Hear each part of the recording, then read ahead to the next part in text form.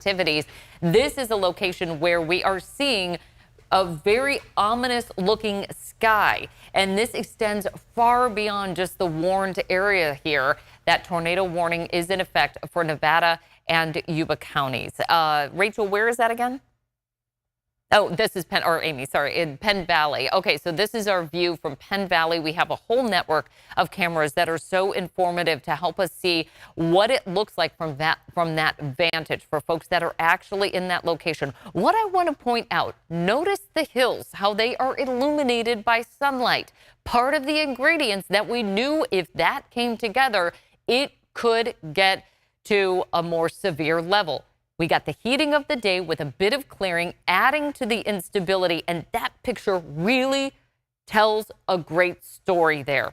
We've got the instability that was already coming in with a low pressure system. We had a cold front pass through, daytime heating, and here we go. We get this active weather.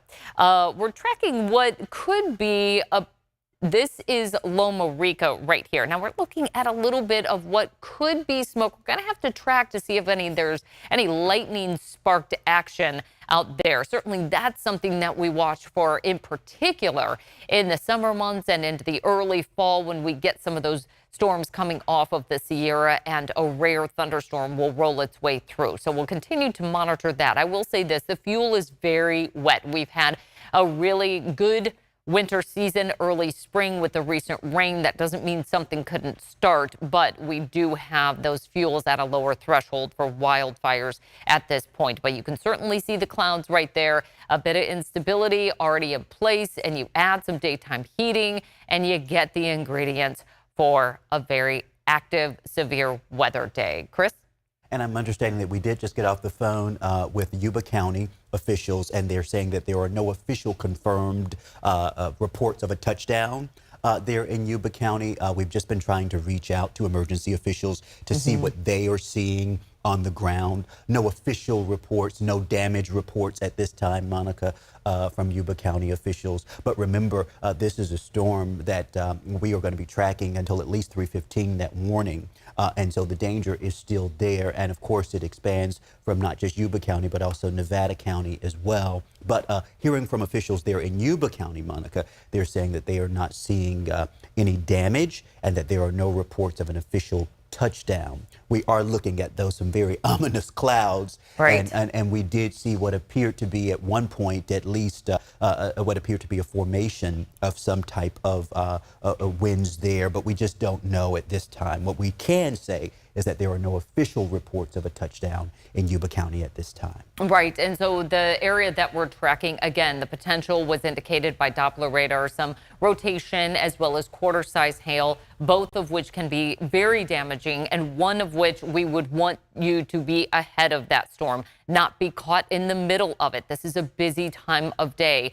And so with that storm coming out and really taking shape and then becoming much more severe, needed to get out there and let you know about it. I also am probably thinking some of you are wondering that these aren't very populated areas. Why would you be breaking into programming? Well, that warning does extend across a couple of very busy stretches of roadways that are used to get from one place to another. And unfortunately, that zone, that warned area, crosses some of those major highways there. 49, Highway 20, parts of just up to the north of Nevada City and Grass Valley. So again, a lot of people that work outside in these areas as well need to be indoors. It's a busy time of day running those errands, but that tornado warning continues for about the next 3 minutes for Nevada and Yuba counties. It's been an active day region-wide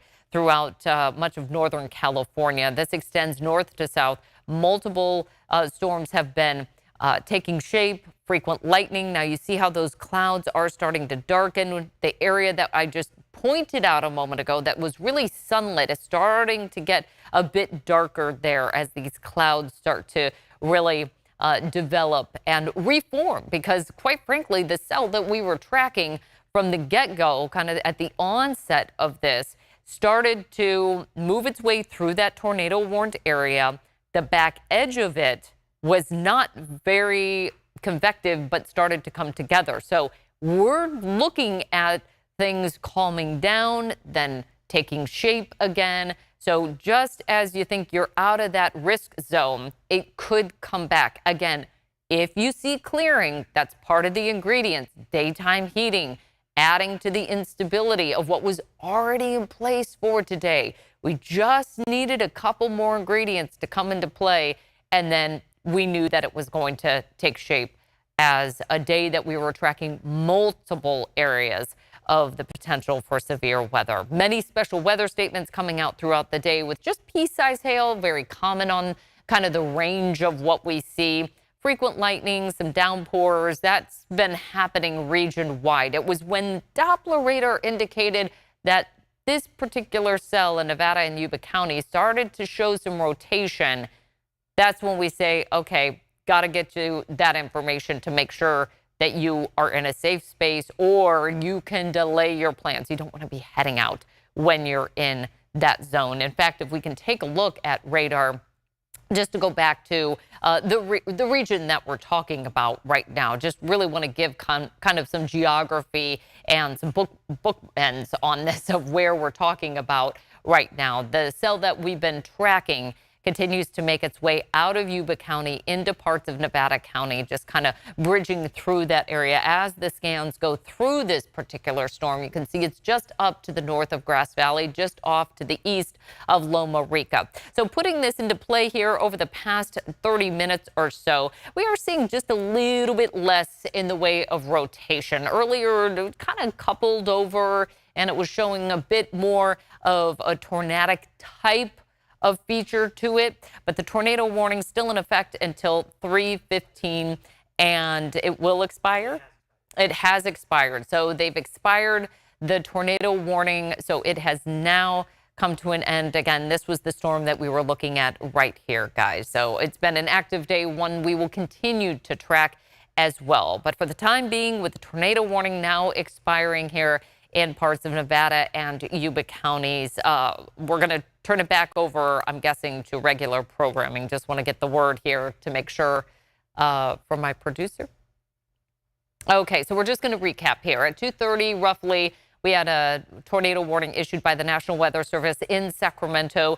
That continued until 3:15, of which it has expired now. We did get reports of some heavy rain, some hail, some gusty winds. No reports of damage, but we're going to continue to follow that right here on ABC 10, ABC 10 Plus as well. That's our streaming TV channel. You want to make sure you download that for free. We'll have the latest at 5.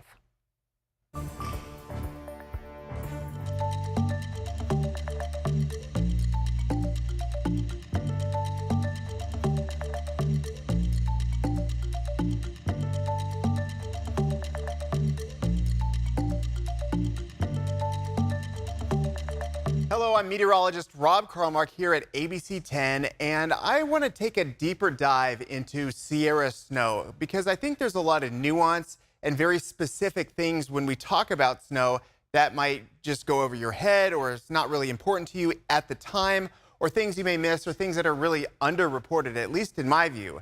So hang with me. We're going to go through all of the very important details and things for after this report that you should look for in the forecast details, because it really can totally change how you view what the snow is, how important it is, what kind of snow is it, how it may impact you. There's a lot to it. Now, this is a subject near and dear to my heart because this is something that I'm in all winter long as much as I can, because this is the good stuff. You're looking for fresh snow, you're looking for light, fluffy snow, all the things that skiers like. But then for water resource folks, it's not necessarily their favorite kind of snow. So it all depends on how you look at it. Now, typically in our area, in Northern California, we talk about snow a lot, and it's for a lot of different reasons. If you don't ski or snowboard or sled and you just don't care and you view snow mostly as an annoyance or something that you just are not a fan of, this kind of snow that we get in the Tahoe region and other spots, that's our water in the summer, at least a third of it. So it really is something that we have to have. Otherwise, it's just life the way that we know it around here is not possible. Now, typically, when we show this to you in, say, a short morning, afternoon, or evening forecast, we'll show you this. The numbers will start to go up, and we're measuring snow in potential inches for well-known places, the mountain passes and some of the ski resorts. but there's so much more to it. So I want to start off this with snow levels. Snow levels are one of the main things that we focus on here at ABC 10 because that is the level, the elevation when we go from rain to snow. And this can have huge, monstrous impacts in how effective the storm is at producing snow where it needs to. Also,